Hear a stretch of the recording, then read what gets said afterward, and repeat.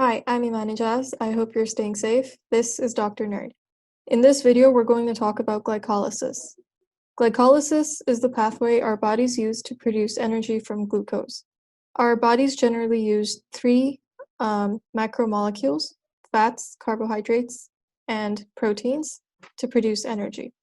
But since glycolysis is all about carbohydrates, that's what we're going to talk about.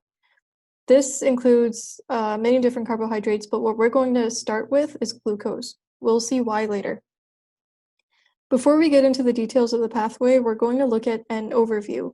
This whole process is split into two phases, phase 1 and phase 2. In phase 1, energy is used, and in phase 2, energy is produced. The end result of this process is the production of a very important molecule called pyruvate. Formation of pyruvate marks the end of glycolysis, but what it does next is that it enters the Krebs cycle, which is the central cycle for energy production. It enters as a molecule of acetyl-CoA. Roughly, what happens is that this process produces a couple of different things, which then enter the electron transport chain and undergo oxidative phosphorylation. And this produces a lot of energy in the form of ATP. A lot of this is just extra detail, I guess, but just to lay the picture out for you, glycolysis is the main pathway, one of the main pathways, which feeds into the Krebs cycle, and then something happens and a lot of energy is produced. This energy is then used by our body.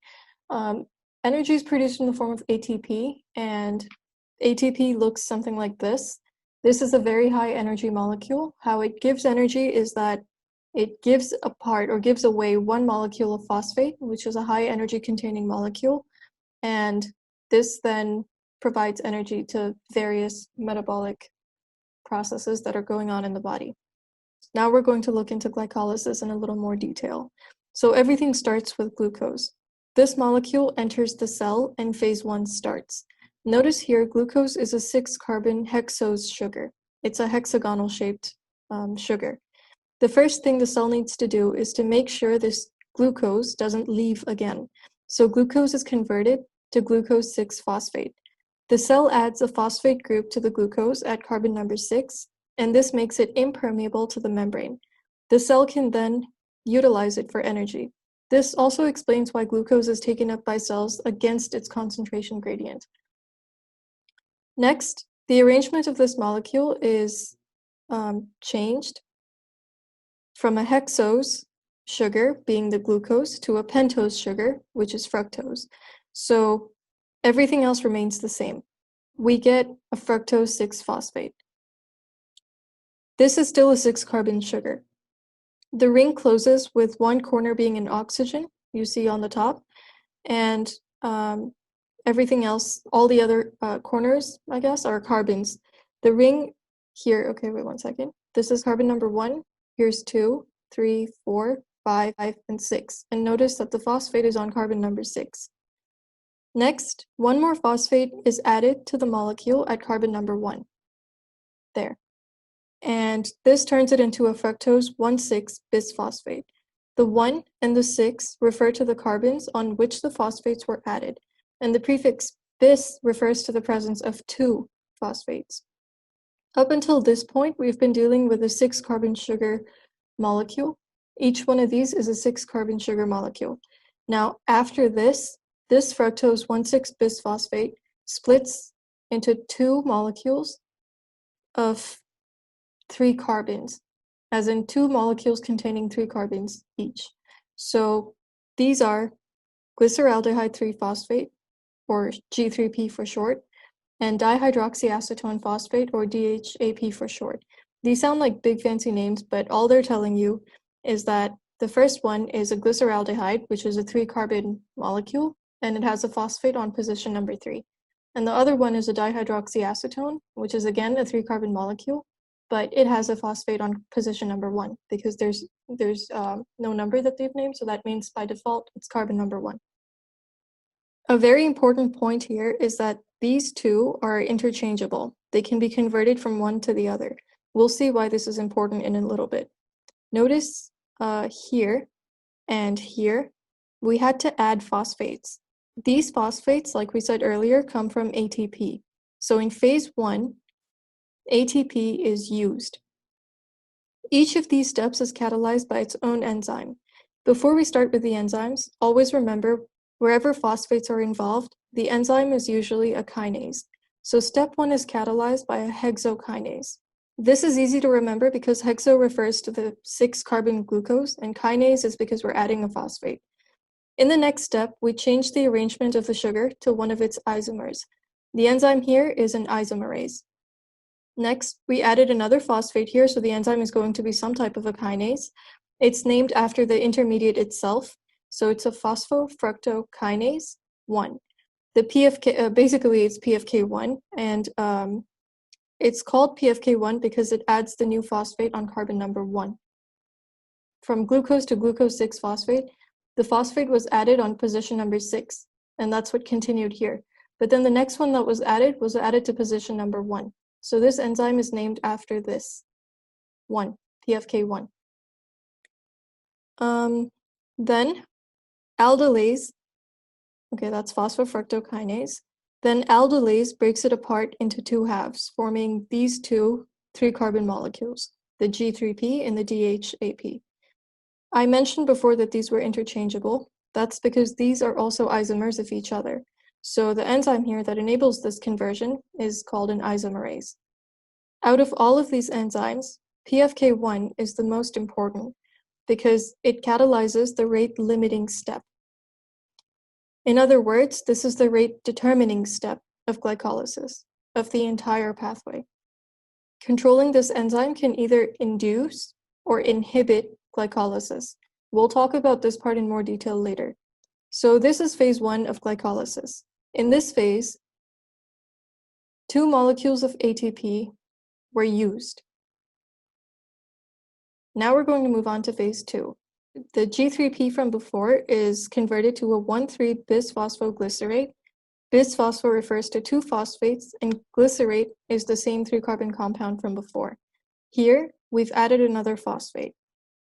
Next, one of these phosphates is removed, leaving behind 3-phosphoglycerate. The phosphate removed is given to an ADP molecule, forming an ATP. So in this step, ATP is produced. Next, this 3-phosphoglycerate is mutated to a 2-phosphoglycerate.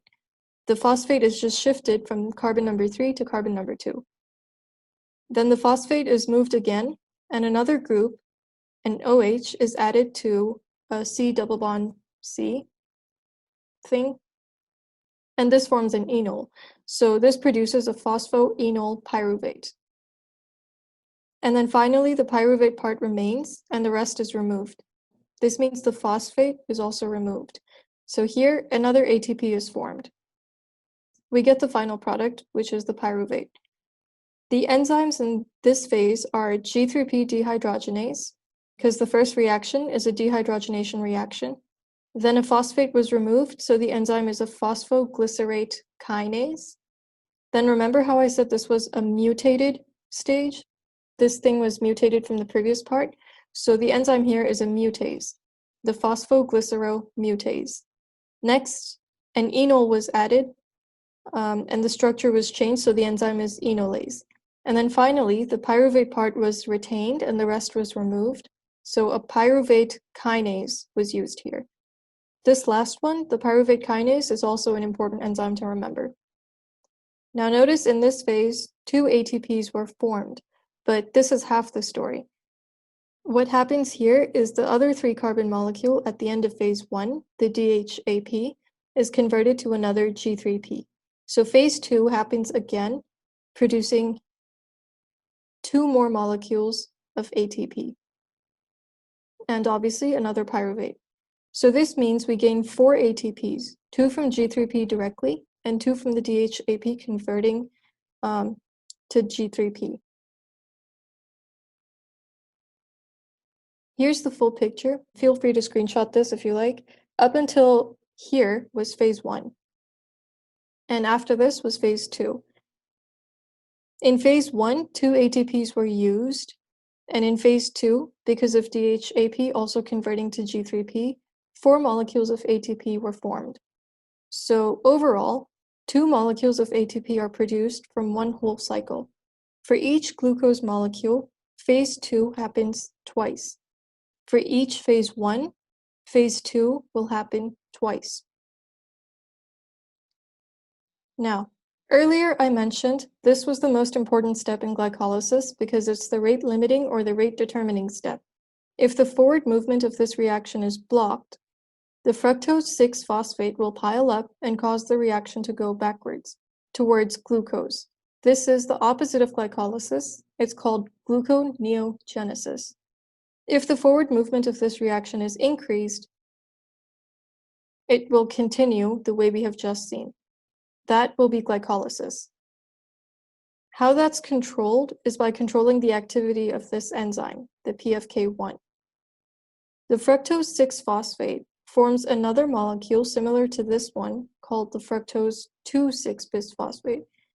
It's very similar. The only difference between these two is that for 1, the phosphate group is added to carbon number 1, and for 2, the phosphate is added to carbon number 2. This second molecule that's produced from the same fructose 6-phosphate, what this does is that it increases the activity of the PFK1 enzyme. This increases the rate of production of the next intermediate in line, the fructose 1,6-bisphosphate, and increases the forward progression of this pathway towards glycolysis. The production of fructose 2,6-bisphosphate is catalyzed by an enzyme called PFK2, which makes sense because to make fructose 1,6-bisphosphate, we use PFK1. To make fructose 2,6-bisphosphate, we're going to use PFK2. So 2 for 2, 1 for 1. Both of these being active, these PFK2 and fructose 2,6-bisphosphate, these two being active increase the forward movement of this process. PFK1 directly increases the product formation, but PFK2 increases the production of the molecule that enhances PFK1's activity. The way I remember this is that the 2's control the 1's. So these are the 2's. Both of these do something which causes the 1 to be enhanced, its activity to be enhanced, and so this increases the forward progression of glycolysis. Now, if we're going backwards, these 2 would need to be inhibited, and the enzyme that catalyzes the backward reactions need to be activated. In the main stem of the pathway, this backward enzyme is called the Fbpas1 enzyme.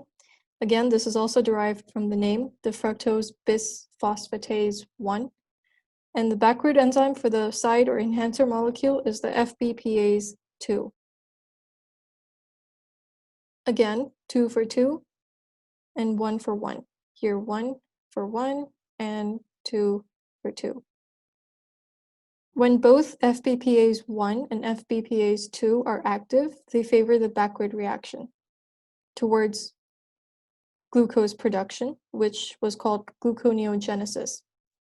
When both PFK1 and PFK2 are active, they favor the forward reaction towards glycolysis. In a well-fed state, you would have a lot of glucose to break down for energy, and the forward reactions will be favored. PFK1, PFK2, and fructose 2,6-bisphosphate will be high. In a starving state or fasting state, you would have very little glucose. You would need glucose to be produced by gluconeogenesis so that other tissues can use it for energy as well. The backward reactions would be favored. So Fbpas1 and Fbpas2 will be high, and fructose 2,6-bisphosphate will not be produced. PFK2 and PFK1 will be low. Simply follow the arrows. The backward arrows will be increased, so the Fbpas1 and Fbpas2 will be increased, will be in high amounts, and the forward reactions will be inhibited. Here's a very nice summary of all the pathways in biochem that you'll probably ever cover. This entire pathway in lime green is glycolysis, and one second here, and look at how it feeds into the TCA cycle or the Krebs cycle. And then in the end, this produces a lot of energy. Notice how the other carbohydrates, fructose, galactose, and glycogen here, they all feed in to glycolysis. Where's fructose? Here. They feed into glycolysis, and then this continues on into the TCA cycle. The opposite of glycolysis is gluconeogenesis, portrayed here in pink. It's the same exact thing, but backwards, and it leads to the formation of glucose. And you can also see how the lipid and protein metabolism, here's lipid and here's protein, they also feed into the TCA cycle. Everything is linked to the TCA cycle. That's it for this video. I hope this made sense and helped you understand this stuff. These are the resources I used. See you next time.